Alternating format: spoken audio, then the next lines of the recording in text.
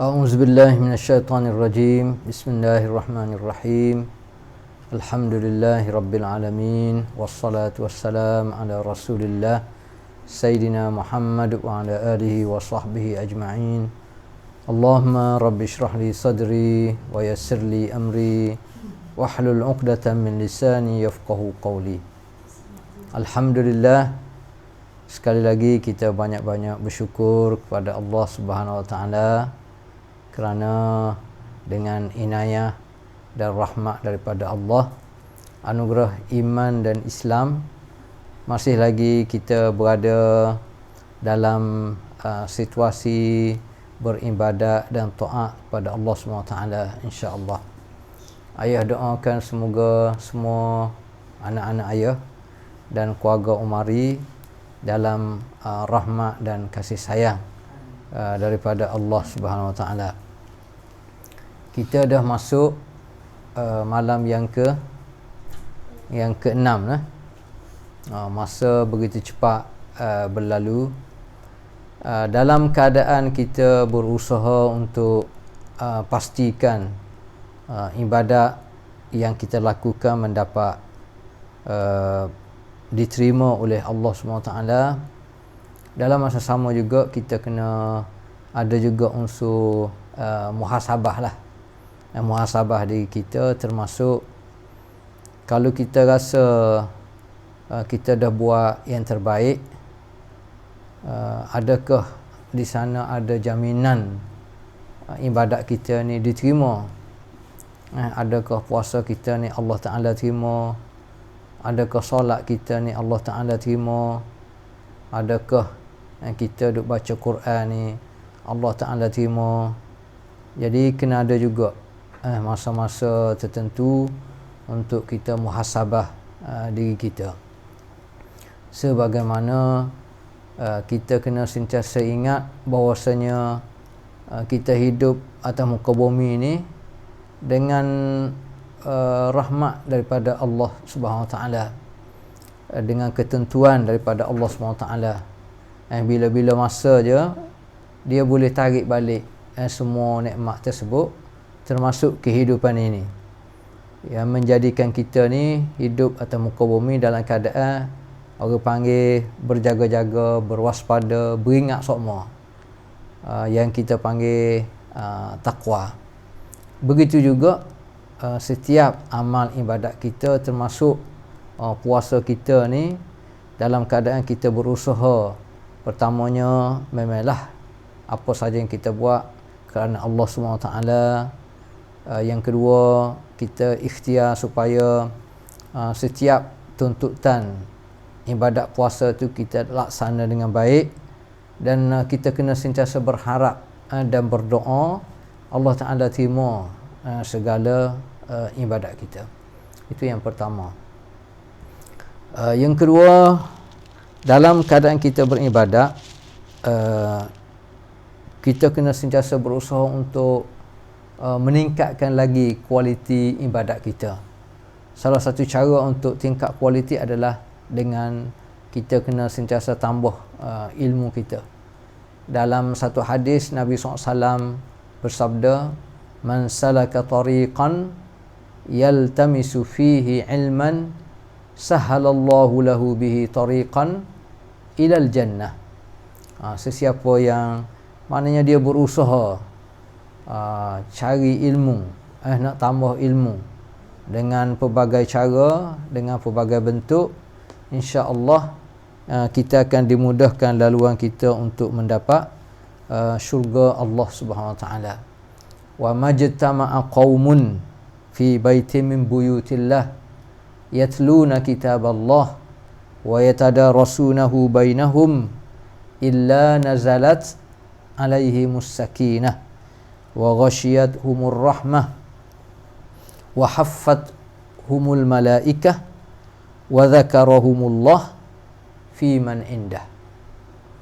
Dan sesiapa yang berkumpul, berhimpun, berada di rumah Allah Subhanahu Wa Taala, sebagaimana kita sekarang ni lah, kita nak pergi masjid tak boleh, tetapi kita harap walaupun tempat kita ni bukan masjid, tapi kita berhimpun ini untuk mengingat Allah SWT, untuk kita baca ayat-ayat Al-Quran, untuk kita sama-sama tadarus, untuk kita baca dan untuk kita faham makna ayat-ayat arahan tuntutan daripada Al-Quran, untuk kita fahami, untuk kita hayati, untuk kita beramal, dan segala ilmu kefahaman yang ada pada kita ikhtiar untuk kita sebar kepada orang lain, dan semuanya kita buat lillahi ta'ala. Hasilnya antaranya Nabi kata nazalat alaihimus sakinah. Yang pertama, kita akan rasa ketenteraman, rasa tenang dalam kehidupan kita, insya-Allah. Wa ghasyiyatuhumur rahmah, dan akan diseliputi, dipenuhi dengan rahmat daripada Allah SWT. Wa haffathumul malaikah, dan sebenarnya majlis-majlis ilmu, dan kita juga doa supaya majlis ini juga dikelilingi oleh malaikat Allah SWT.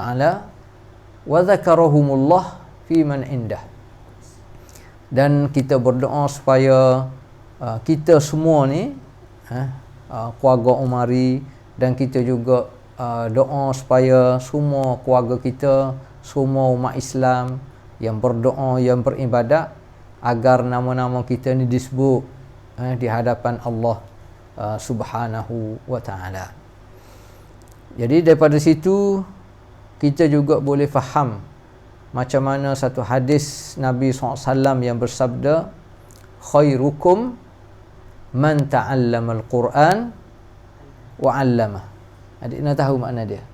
Khairukum man ta'allama al-Quran wa 'allamah. Sebaik-baik kamu adalah orang yang belajar Al-Quran dan mengajar Al-Quran. Maknanya kalau kita nak dapat kemuliaan dalam kehidupan ini, kita mesti berdampingan dengan Al-Quran. Sebab dalam Al-Quran tu kita tahu dia merupakan sumber ilmu, dia merupakan pelita kehidupan, dia menjadi panduan kepada kita.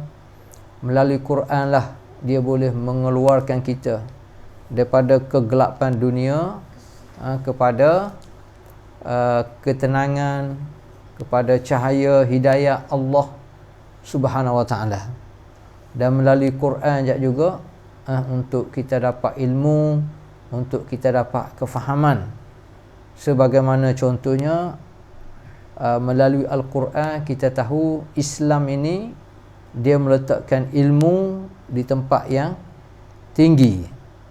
Ayat Quran yang pertama turun kepada Nabi kita Muhammad SAW adalah berkaitan dengan ilmu, iaitu Iqra. Iqra. Jadi apabila kita baca Al-Quran, kita cuba hayati, kita cuba fahami, dan cuba kita amalkan dalam kehidupan kita. Contohnya apabila kita baca Iqra bismi rabbikal ladzi khalaq, bacalah dengan nama Allah yang mencipta kita semua. Jadi daripada situ kita boleh faham, kita tadabbur ayat Al-Quran tersebut. Tadabbur bagaimana kita tahu, kita baca, kita faham, dan kita cuba hayati apa pengajaran yang kita boleh ambil daripada ayat-ayat Al-Quran. Contohnya ayat yang tadi, bacalah dengan nama Allah yang mencipta kita, menunjukkan kepada kita cari ilmu ni merupakan satu kewajipan, satu kefarduan. Dan kita juga faham bahawasanya Al-Quran ni merupakan sumber ilmu. Dengan ilmu kita boleh kenal diri kita, dengan ilmu kita kenal pencipta kita, iaitu Allah SWT. Dengan ilmu khususnya yang kita dapat daripada Al-Quran boleh memahamkan kita tentang matlamat kehidupan ini, bahwasanya Allah cipta kita adalah untuk beribadat, untuk mengabdikan diri kita kepada Allah Subhanahu Wa Taala. Menjadi tanggungjawab kita untuk kita hayati ilmu yang kita pelajari, untuk kita amal dalam kehidupan kita. dan menjadi tanggungjawab kita juga untuk kita sebar ilmu ni kepada semua makhluk Allah SWT, terutamanya manusia lah. Dan dalam masa sama, apa yang kita buat, apa yang kita lakukan, sebarang aktiviti yang kita lakukan mestilah kerana Allah Subhanahu Wa Taala. Dan melalui ilmu yang kita perolehi insya-Allah daripada Al-Quran inilah kita yakin sepenuh bahwasanya kehidupan kita di dunia ini tidak kekal. Akan sampai masanya seluruh makhluk Allah SWT termasuk kita akan meninggalkan dunia ini, dan akan sampai masanya kita akan dihadapkan oleh Allah SWT untuk menerima balasan mengikut niat kita semasa kita hidup atas dunia dan mengikut amalan yang kita lakukan. Sejauh mana amalan, aktiviti harian kita, sama ada yang berkaitan dengan urusan perniagaan, urusan pendidikan, urusan kemasyarakatan, urusan dakwah dan sebagainya, kena ataupun mengikut kehendak Allah Subhanahu Wa Taala. Inilah pengajaran yang kita boleh ambil daripada tazkirah ringkas untuk anak-anak ayah dan keluarga Umari, dan kepada seluruh anak-anak muda, remaja-remaja terutamanya yang mengikuti tazkirah sempena Ramadan ini. Semoga kita semua dirahmati oleh Allah Subhanahu Wa Taala. Wabillahi taufiq wal hidayah. Wassalamualaikum warahmatullahi taala wabarakatuh.